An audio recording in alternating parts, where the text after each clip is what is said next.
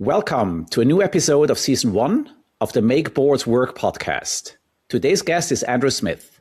You're the co-founder of Yuppie Chef, which turned into one of South Africa's leading multi-channel retailers, which you eventually sold in 2021. And now you're an investor with Moa Holdings. And most recently, your book Handwritten just launched. Congratulations. A great time to learn from your immense experience. Welcome, Andrew. Thank you, Mark. Thank you for having me. You initially, when you started with Shane, you had, typically an early stage board. Later on, you brought institutional investors into the business, Tiger Global. How did the board change over time? And maybe also, how did that affect your leadership style, how you interacted? Yeah, so one of my observations with sort of single person companies or tiny companies is that their lives and their businesses become very interwoven. Sometimes they even share a bank account. And then at the end of the year, you try and do all the reconciliations and figure out the tax and the profit. And I think that just starting with a co-founder from day one meant that there was the separation between our personal lives and the company lives. So even though we wouldn't necessarily have called our early stage startup, we wouldn't even said that we had a board. Just the fact that there were two of us created a separation. And there was a time where we were the shareholders, and there was a time where we were the employees, and we've got our personal bank accounts and our business bank accounts, and knowing that there was a difference between those things, I think helped keep a bit of discipline, not just a financial discipline, but even an emotional discipline, to say that me and the company are not exactly the same thing. And we brought on a partner, Paul, and another partner, Frank, who's actually Shane's cousin, and Frank was someone who was working in the business a little bit, but part-time. He'd also moved to the UK. And then for the first time, we had this idea where you've got some people who are employees in the company and some people who are shareholders, and some of them are both.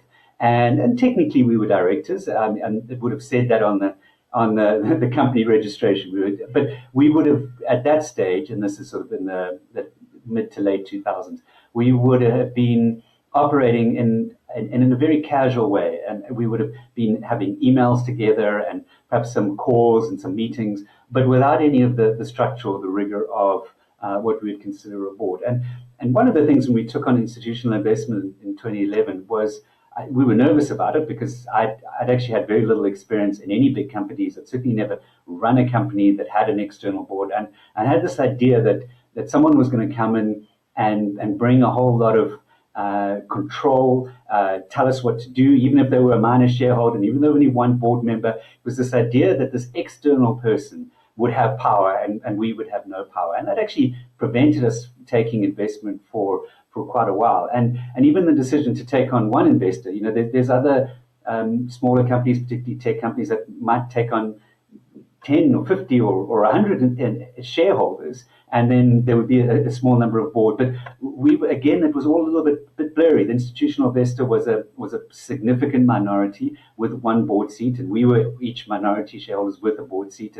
And so the separation between what is a shareholder and what is a director was not very clear then either. It wasn't like the directors represented the shareholders. The directors were the shareholders, and in some cases, like us, were the CEOs and employees.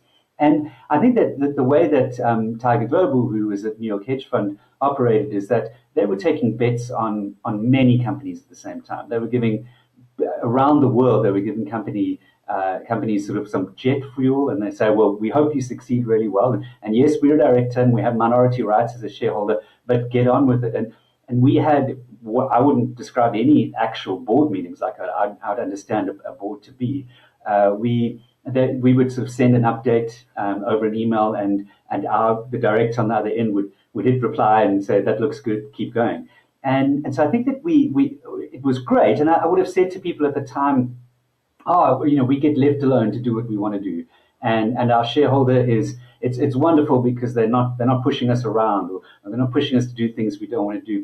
But I think we were missing out on something there. We're missing out on not necessarily the control or the governance or something of a board, but more just what a board is supposed to be doing, which is helping us see that we do have these different hats, that at some stage we should be operating as employees, and we should be thinking about receiving a salary and feeding our families. And in some cases, we should be operating as shareholders, which is about a long-term return on investment. And in some circumstances, we need to put on our director hat and say, how should we be directing the company to act on behalf of the shareholders? But it still, at that stage, was all mushed together a little bit. And I think the first time that I think I operated as a startup, small business growing into a medium business with the proper board was when Tiger sold their shares to Sam Paddock, who he had been also a tech entrepreneur.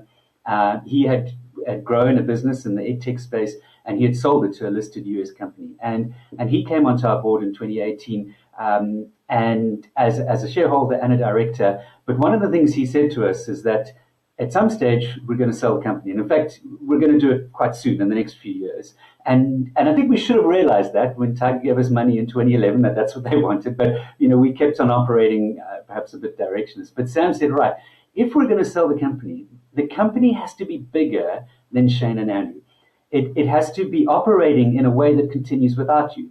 And when new shareholders come on board or an acquirer of some kind, they want to see that the things in place are the routines and the rhythms and the documentation and the way that decisions are made can live without you. So for the first time, we this is how a board should operate, and this is how meetings should operate. And even though the meetings continue to be what I would say is maybe informal, or at least they continue to operate in a friendly atmosphere. And I don't think we ever necessarily took a formal vote where then there was a fight about what the vote was. But what we're starting to say is this is the rhythms. This is how we operate. We'll meet once a year like this, and we'll meet once a month like this, and we'll put in place budgets and targets for us as the executives, and to make sure the expectations were clear. And so when we met together as a board, we were fulfilling one role, and then when I went to work the next day, I fulfilled a different role. And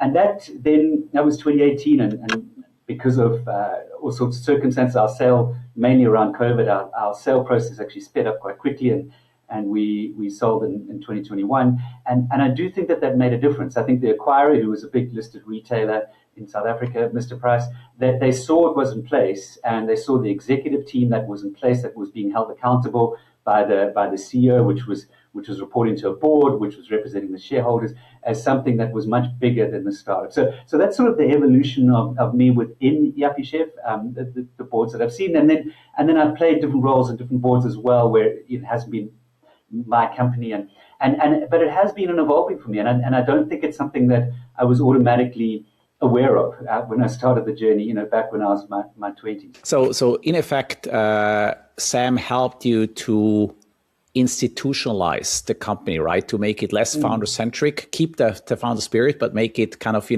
rhythms and processes and structures that really made it, a going concern that will be of value to an acquirer, independent of you and Shane. Yeah, and I think, when you use a word like institutionalize, or we might say corporatize, these words have quite a negative connotation. So while Sam was putting in place rhythms and routines, what he was also saying was that the board is here to support you as the executives.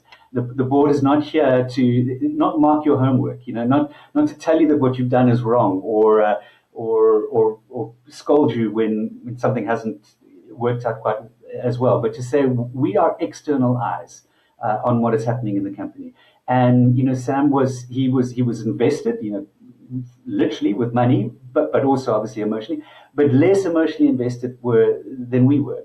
And so even outside of the board meetings, where we could now call him up and say, this is what we're facing, will you help us see this through the eyes of someone who's not in it, day to day, not relating? And so when we use words like that, it's yes, it's institutionalized, but it's more something different. It's more creating what I was referring to earlier as the separation, more being able to say we need to have these different sort of areas of power which work together rather than sort of work on top of each other. Actually, that is exactly, sometimes I say the most concise definition of good board work is support and challenge. And you just picked up a lot on this support that you got, right? And the other thing is what you call these external eyes. I sometimes label as the privilege of distance. right? That the board being less removed, less in the daily hustle, less 24/7. And that is a privilege, and that can add value to you and Shane, who understand the business 10 times better than any board member, right? Running it, having built it. But that distance can be an advantage. Yeah, I think so. And I think we were also grappling a little bit with, we'd gone from where the Tiger, the big investor, had been very hands off, to Sam, who was more hands on. But we slipped quite quickly back into that idea of, I'm going to report back on what's happened in the last month or quarter or however long it is. And I'm going to try and paint a picture of something which shows that we're doing well, because I want you to, I want to get a thumbs up from the board. And it's crazy because, I am the shareholder and the board member, but I think very quickly, maybe it's just me, but I slip into that idea of, please mark my homework and give me an A. And Sam was someone who encouraged us to shift that thinking a little bit, to say, first of all, you don't need to tell me unnecessary stuff. You tell me in a board pack or when you're reporting back the things that I need to have enough context in order to support or challenge you, which is your words. And then secondly, try and ask, specify what questions we're actually trying to answer here.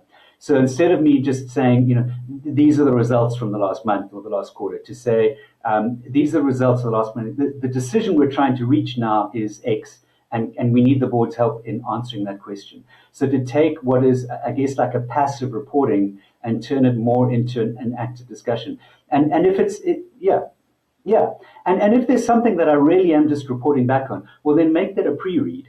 But let's keep the discussion. Let's keep the discussion things where there's going to be some sort of action, rather than spending our time together saying something that really could have just been an email and should have been an email before. There's a lot of nuggets in there. I think this notion of not waste the precious board time with reporting and stuff, but do this asynchronously with annotated notes or whatever, pre-read and annotate. And then really use the dialogue, but augment the dialogue in the formal setting by also informal calls, because you need to have enough. No person is smart enough to be, to provide value on a quarterly rhythm basis. It's impossible. You need more informal touch points. You need the calls. Hey, look, this is what's happening. Only then can somebody like Sam actually be of value, because you need the context to be a sparring partner. Yeah, absolutely. And I think one of the other things that we learned from Sam was is almost just him checking in, and he would sort of send a WhatsApp message and just say, thinking of you, or I saw this had happened. And it was an awareness that it wasn't just, well, I'll see you again in 3 months' time.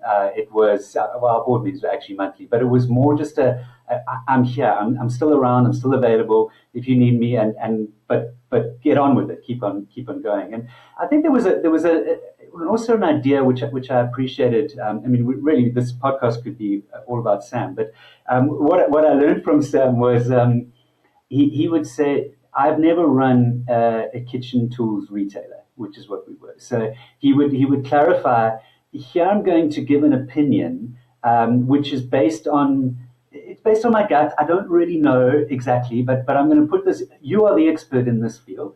And then there might be other things which says, actually, this is where I am bringing experience. And I think he was able to separate out which are the more, I'm just saying this because this might be a thought that helps you come to a solution, or actually I'm saying this because this is an area of my strength and my expertise, and I'd really like you to weigh this heavily. But I think sometimes as board members, I can slip into the idea of, well, everything I say has come across as if, I'm an expert on this. Either don't say it or say everything as if it is worth full report. But actually, it's okay for us to separate the two things out. You alluded a few times to this fact that in boardrooms, very often, especially in venture-backed and PE-sponsored situations, many people wear a variety of hats, right? You're the CEO, you're the founder, you're a shareholder, you're a director, you're an employee. And that is tricky, right? That can get dicey. Yeah.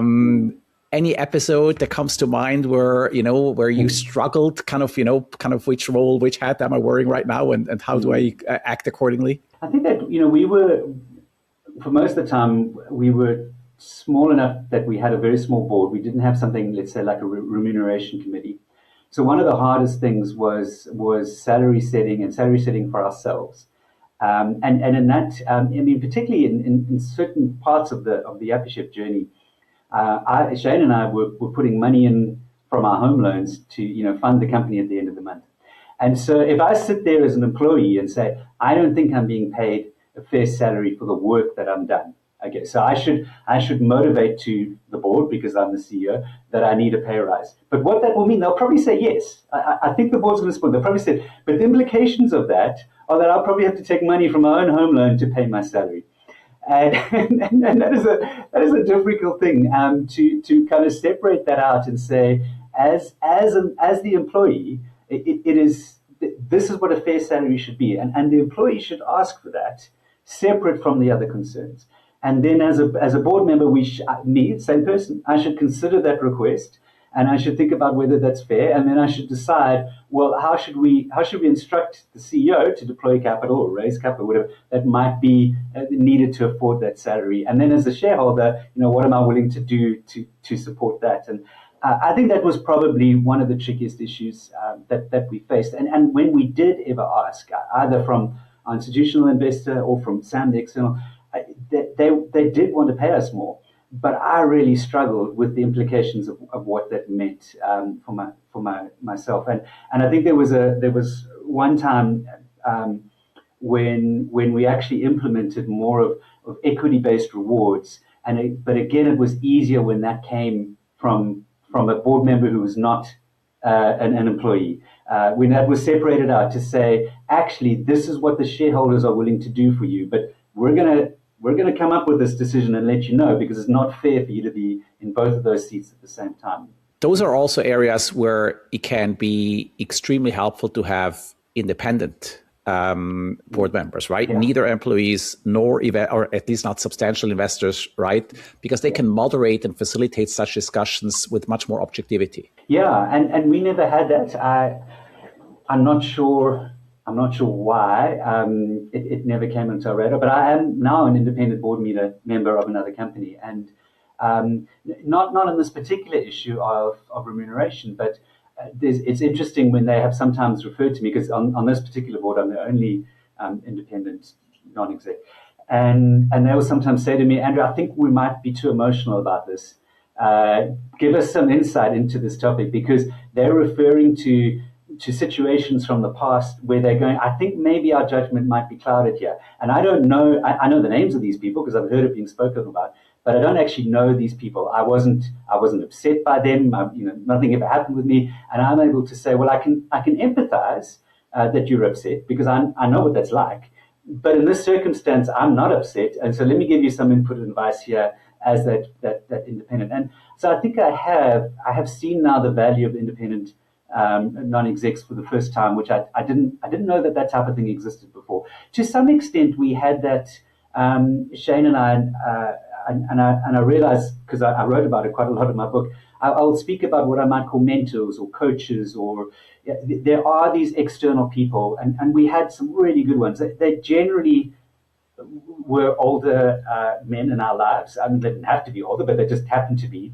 And I think for some of them, they took almost what I would say would be like a fatherly role. And they were sometimes the one who would say to me, Andrew, I think you're underpaid. I think you need to go and ask for this. Because it was almost like they were independent from the company, but they were still backing us as an individual, Shane and I as an individual. So there was, yeah. And so we lacked it in an official board capacity, but I think I benefited from it in more of an unofficial sort of mentor type capacity. Yes. I want to move to that. You've built a company. You're a builder, and now you're an investor, right? How do these roles compare? And in particular, how do you shift your leadership style, your leadership approach from a company that you've built, where you've been a builder, to now where you're investing, where you're much more detached, right? You're not the main actor on stage. How do you morph from hands-on builder to board director? It has been a bit of a tricky process for Shane and I, because I think part of what perhaps made what we built special was a real attention and care for the details. That would be the polite version. The perhaps more harsh version will be we really like being in control. we we like saying something and then it being done. And in a very small company, well, that's true because we're the ones who do it. And then as a bigger company where we are the founders and the CEOs, kind of what we say happens. And then you reach the situation where you are a minority shareholder and maybe on a board, and you say something and then it doesn't happen. And nothing happens. And you come back a month later or a few months later, and what about that thing that I said? No, that hasn't happened. And thanks for the input, Andrew. But actually, we're going to go this way. And I mean, obviously, if it was a big enough issue, then we could make more of an issue about it. But it generally wasn't. It was generally we were trying to play that role as a support and a questioner and struggle with issues and for us to realize that this isn't our company. This is a company we're contributing to, but not. And I don't know that I'm well suited to that. It's actually an interesting thing that the sort of general path of you're a builder who maybe has a nice successful exit, and then you become some sort of angel or venture investor, and you sit in a whole lot of boards. I'm not sure that is going to be the path for me. And it is I think what I might want to play more of a role in is the sort of advisor, maybe even sort of unpaid mentor, that type of role. Because I think it's quite clear in that role that I'm here just to help you out. And maybe you pay me for your time, or maybe not, depending on the situation. But I'm here to help you out, and then it is your company, and we can always part ways. I think when we have invested, and now it has our literal money and it has our time, and we're in it. Where does that go? But on the other hand, I mean, I say that I am on a few boards, and I've actually really enjoyed seeing what happens in other companies and being able to realize that how long when I work in one company that's mine, that's the only way that I know how it works, and to take some of that experience and insights and just look at it, oh, well, that's also a valid way of working. I didn't know that. And so I say I've struggled with it. I don't think we might not be sort of venture capitalists with 100 investors, but I do quite like, I have enjoyed, and I think I will continue to be on boards of various kinds, seeing bigger companies, smaller companies, and see how they operate and be able to add bits and pieces of input where I can. One role that a good director can take is really, as you mentioned, that happened with you as well, to really get encouragement, right? Sometimes building a company has its dark holes, right? We question ourselves, we question everything. And I think that's something you write about, you've written about also in your book, and you also alluded to, these encouragements that you get. Share a little bit more about that. Yeah, so on the receiving end of encouragement is, and actually on the giving, I think in both of them, the encouragement that I think is the most effective would be empathetic encouragement. And so on the receiving end, where Sam at the point of selling the company, so 2020 we kind of emerged from the worst of COVID, and Yuppie Chef is doing really well because people, it's mostly an online business for things that people use in their homes, cooking and cleaning at homes, which is just the sort of other than the very early parts of COVID, which were very traumatic. When it went after that, we were in a good position, and a lot of the bigger physical retailers in South Africa are realizing that they can get into e-commerce more strongly, and they get into a premium part of the market. And so we're speaking to a number of different potential acquirers, and we end up agreeing with one, but that was a long process. That was many months of the initial negotiations, and then getting their board approvals, and then the actual working on the shareholders agreement together. And there were times where Sam would speak to me, and whether it was in a message or whether it was in a phone call, and talk to me about the idea of deal fatigue, the deal that, like, he says, when I was doing this, I also reached points where I thought this isn't going to happen. This is too hard. We're never going to reach agreement on these things. But keep going. You will get to the other side. And there would even be times when I would doubt, are we doing the right things? And I'd be able to say to Sam, are we doing the right thing in selling the company? And he says, I sold my company, and it is, I don't regret it. I know that it's difficult, and I know that you're feeling emotional about it, but I don't regret it. So the encouragement that I received, that whenever I receive encouragement, when it comes with an empathy of an experience that's come from that experience, it is. It is the most valuable. And then, so that's what I've tried to do a little bit in terms of giving encouragement. I've tried to not give encouragement that looks like advice. You should do this. I try and give encouragement which is more based on, let me tell you a story about when this happened to me. And one of the companies that we've been involved in, I was speaking to the executives about this topic of their own pay and how they might benefit if there is a sale or not in the future.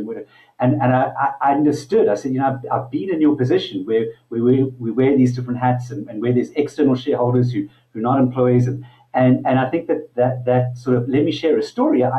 Maybe I don't even have an answer for you, but let me share a story of empathy seems to be the thing that helps. Yeah, I think that is so salient, right? And we originally met in the context of an event by Enterprise Organization EO, and that's something we hold very dearly, that we speak from experience and don't give advice. I think especially what you just mentioned, the encouragement, right? If it's a kind of theoretical encouragement, you can do that, or it's a bit hollow, right? But if I can say, well, I sold my business as well, and this is how I felt. Now that's real, right? I can really draw something from it. Yeah, and it is. We should be careful to not surround ourselves with people who are only exactly like us and have experienced the same things as us. I think that is one of the things, and it's probably the advantage of a diverse board, because we would also like to have some perspectives of, let's say, people who've been on the other side of the deal. I have acquired companies before. I can tell you some insights as the acquirer that maybe you don't know. So, it's not like we should just find 3 people who look exactly like us and say, please be on my board. But it is still that idea of, say, if I invite you on my board, if I'm going to be on a board, let's stick to that shared experience more than just advice. In your now investor role on the board, what are things that you practice? You mentioned initially that the board never felt unfriendly, and you appreciated it, right? Not necessarily, informal, formal, but really friendly, right? Constructive. And that's not always the case. And we know these horror stories where certain directors are quite nasty, possibly. So what do you put emphasis on in your boardrooms? I have quite a critical eye by default, and it's part of where I think in the business that I built, the way that you create something of high quality is often by eradicating all the mistakes. And so the experience that a customer has, if you can get rid of anything that's wrong or looks wrong, you can create a better experience for them. And so mistakes jump out at me. And that might be a mistake in an income statement or a typo in a sentence. And so what I do try, and this is an effort rather than something that comes naturally, is like, in my role here, let me not first look at the mistakes. Let me not first look at what might be wrong with us. I think there's a mistake there. I don't think those numbers add up like they do, or I don't think that's what you meant. I think you left out a word in that report. But let me try and see the bigger picture here, and not zoom in on the mistakes, the little mistakes, or even the things that have been going wrong. And not to falsely praise, but to say I'm going to look for the things that will be encouraging first before we talk about the things that could be wrong. So that's something that I have tried to practice. I think the other thing I've tried is to say, and this is based on my own experience as well, is let me first ask a question underlying what I'm being told. Before I kind of assume that it's wrong or try and give it comes up. Let me first say, maybe I'm misunderstanding this. This marketing number is higher than I would have expected. Can you give me some more context with what this is? So start with a very neutral question, because sometimes that very neutral question uncovers a misunderstanding in myself. And if I jump too quickly to that marketing number is way too high, I realize that I've missed some context there. So that's another thing that I'm trying to practice. One thing I also want to touch on, which strikes me strongly, in your whole journey, is this incredible partnership with Shane. Right, over so long, you've co-built, co-founders, built a company. Now you're back together in your investment company. Surely, you most likely would have some ups and downs as well over time. It's a surprisingly common question, and people really they ask and they ask again. They go like, no, but surely you must fight. Surely you must fight.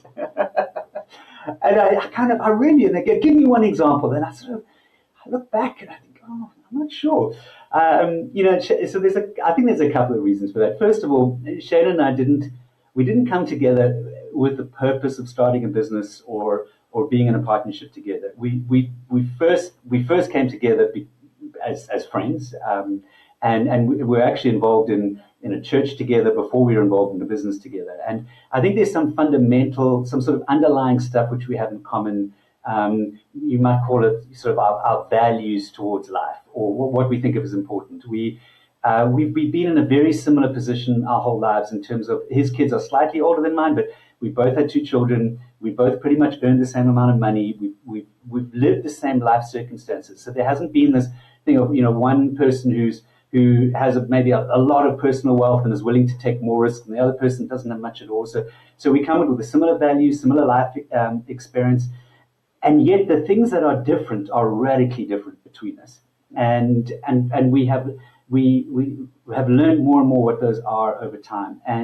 And so being able to understand, Shane came up with the name Yuppie Chef, and I didn't like the name Yuppie Chef. And Shane is very good at choosing products, and I don't cook at all. And now we've got a camping business, and I don't do camping.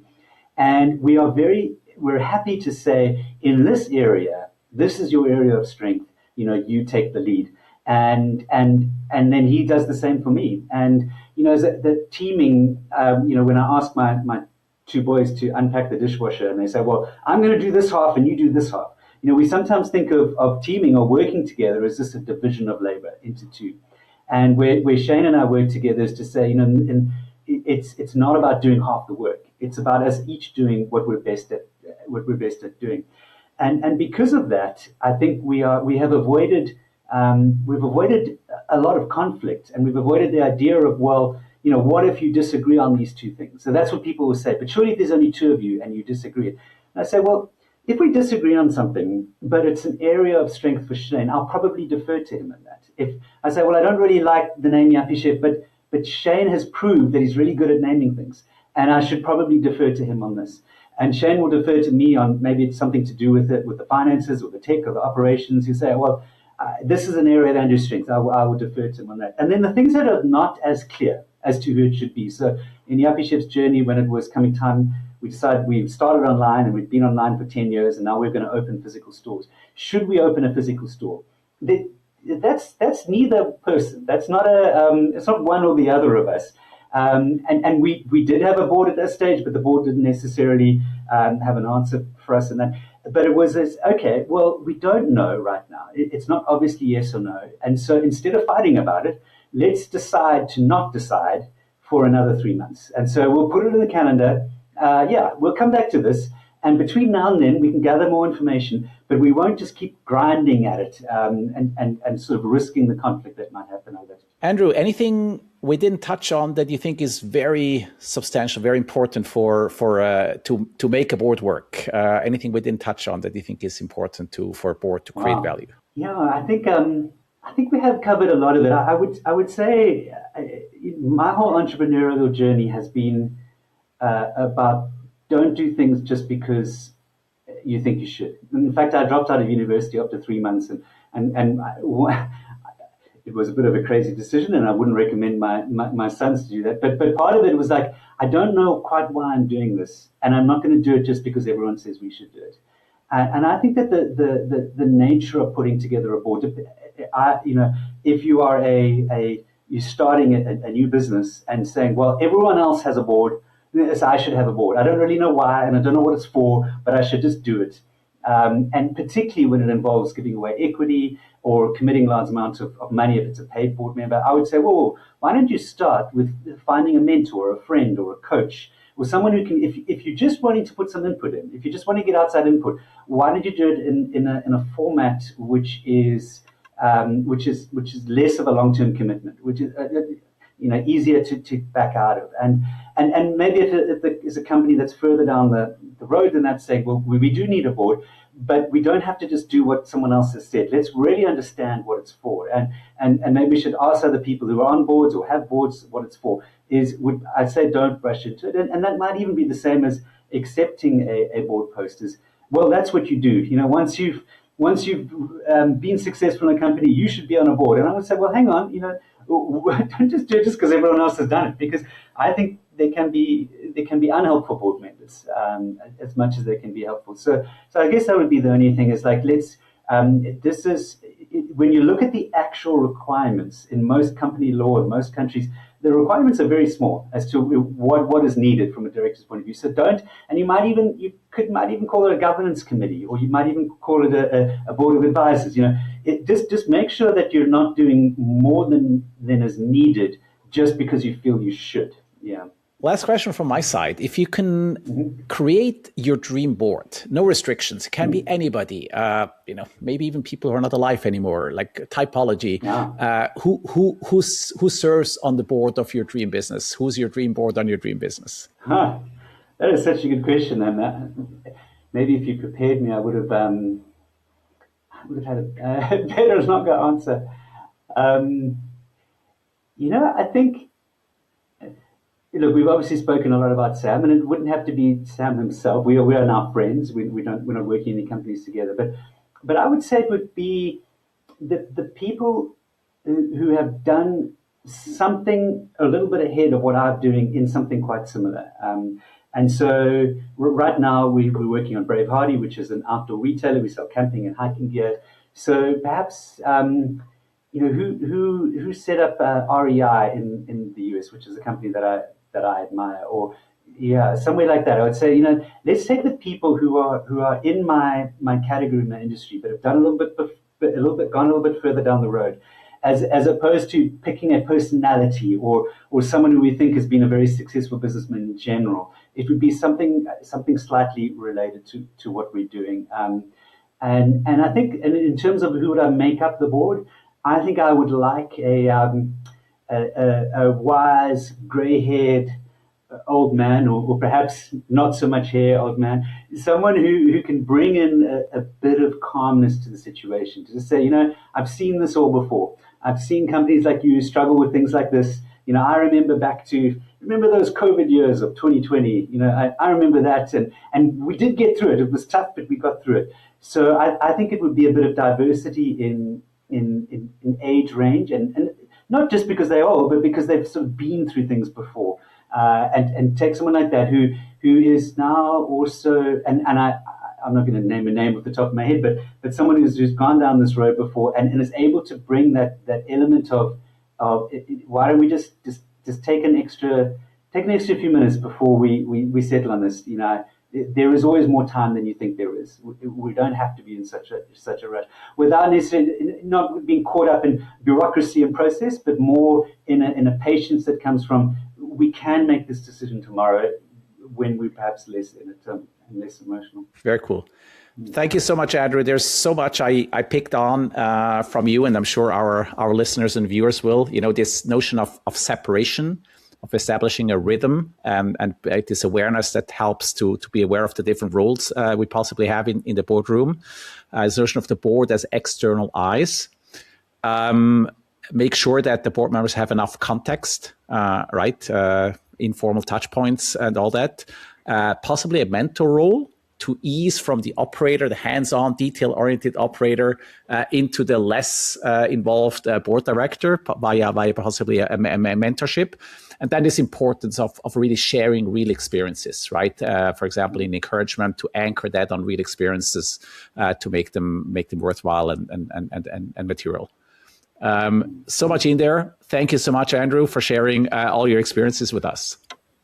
Thank you, Mark. It's been lovely being here.